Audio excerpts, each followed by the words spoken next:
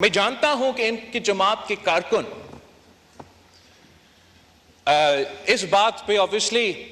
Emotional ہوں گے کہ ان کی جماعت کے سیاستدان جیل میں ہیں.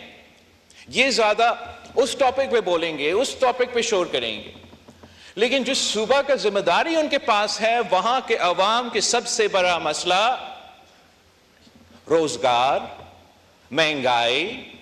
تعلیم, صحت,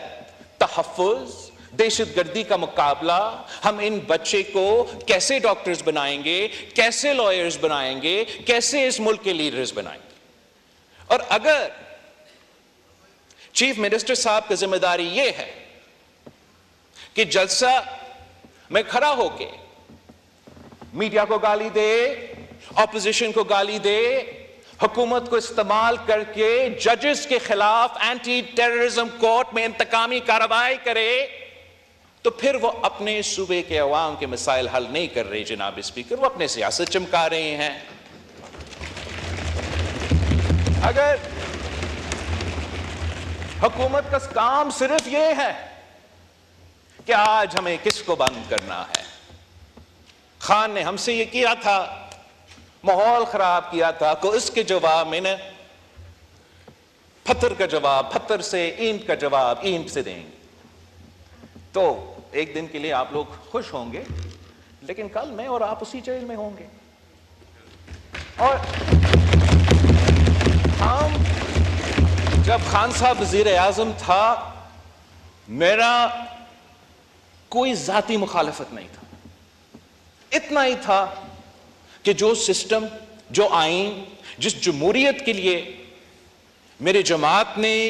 میرے خاندان نے قربانیاں دی ہیں, انہوں نے اس لیے دیا تھا تاکہ یہ ہاؤس چلے, یہ جمہوریت چلے, یہ پارلیمان چلے, اور جو بھی اس کرسی پہ بیٹھے یا کسی صوبہ کا کرسی پہ بیٹھے وہ اپنے عوام کے مسائل کا حل نکال سکے. یہ وجہ تھا کہ شہید محترمہ بینظیر بھٹو اور میاں محمد نواز شریف صاحب نے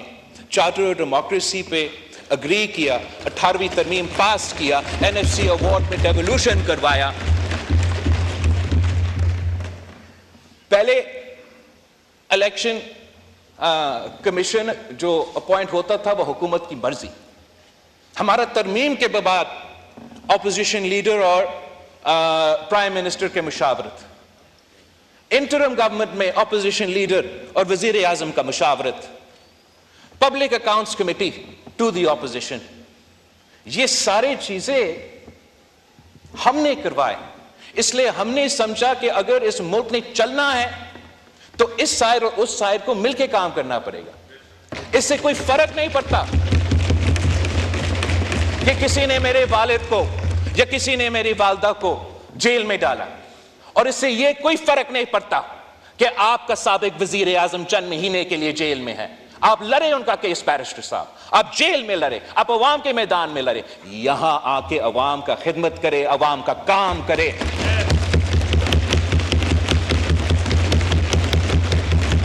ہزار اختلافات آپ کا ہو سکتا ہے اس کا حکومت کا,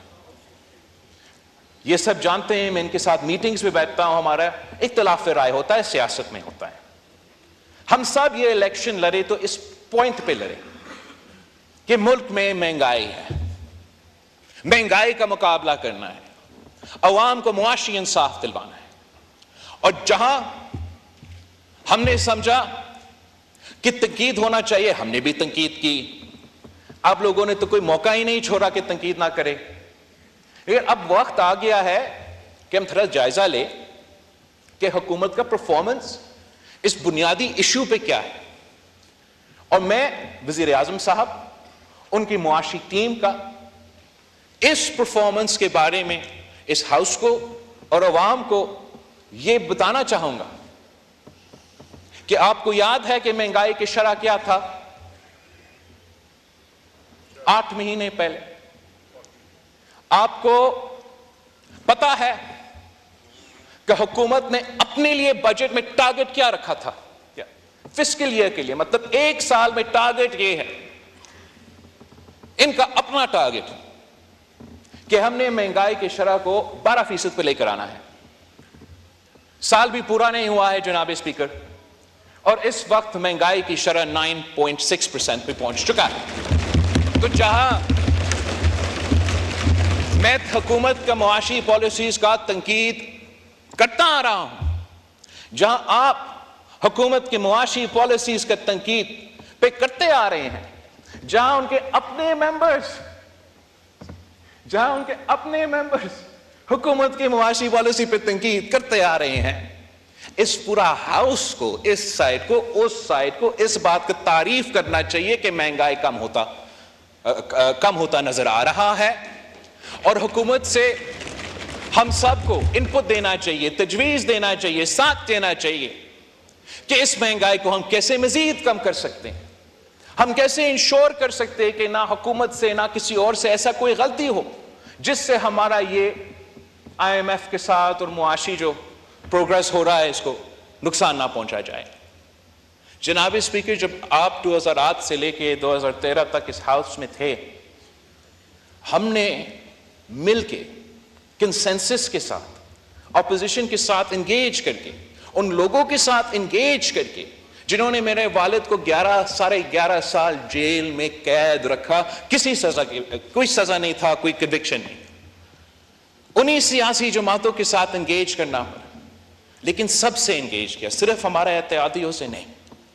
اور ایسا کنسنسس ڈاکیومنٹ لے کر آئے جس سے ہم نے صوبے کو مضبوط کیے، پارلیمان کو مضبوط کیا، عدالت کو مضبوط کیا، اور اس کنسنسس کی وجہ سے ملک کے عوام کو فائدہ ہو رہا تھا۔ اس کنسنسس کے خلاف ایک مخصوص لابی موجود ہے جناب اسپیکر اس ملک کے، آپ کو بھی پتا ہے، ہم سب کو پتا ہے، وہ کبھی نہیں چاہیں گے کہ یہ کنسنسس جاری رہے، اور جب سے وہ چارٹر آف ڈیموکریسی کا پہ سائن ہوا، اس کا اگلا دن اس چارٹر آف ڈیموکریسی کو انڈرمائن کرنے کے لیے، اس کنسنسس کو اڑانے کے لیے، غیر جمہوری قوتوں کو مزید سپیس دلوانے کے لیے سازشیں شروع ہو گئی جناب اسپیکر۔ ایک سازش اس صورت میں افتخار چودھری کی صورت میں، دوسری کسی ایک سیاسی جماعت کو خاص طور پہ انٹیلیجنس اداروں کے افسران نے سپورٹ کر کے، بلڈ کر کے ہمارا سیاسی نظام کو اس پوائنٹ پہ پہنچایا ہے جناب اسپیکر، کہ جب پہلے ہمارے سیاسی اختلافات ہوتے تھے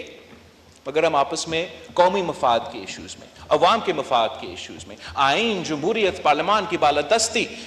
انصاف دلوانے کے ایشوز پہ ہم آپس میں بات کرتے تھے۔ اب تو ہم ہاتھ ملانے کے لیے تیار نہیں ہوتا، اب ایسے اگر چلنا ہے چلتے رہیں گے، مگر افسوس ان بچوں کے جن کے مستقبل ہمارے ہاتھ میں ہے اور ہم ان کی قسمت کے ساتھ کھیل رہے ہیں۔ جناب اسپیکر، میں حکومت وقت سے بھی نہیں جناب اسپیکر، میں آپ سے ریکویسٹ کرتا ہوں کہ اس ہاؤس کو پہلے فنکشنل کرے، پھر ہم اس ملک کو فنکشنل کر سکیں۔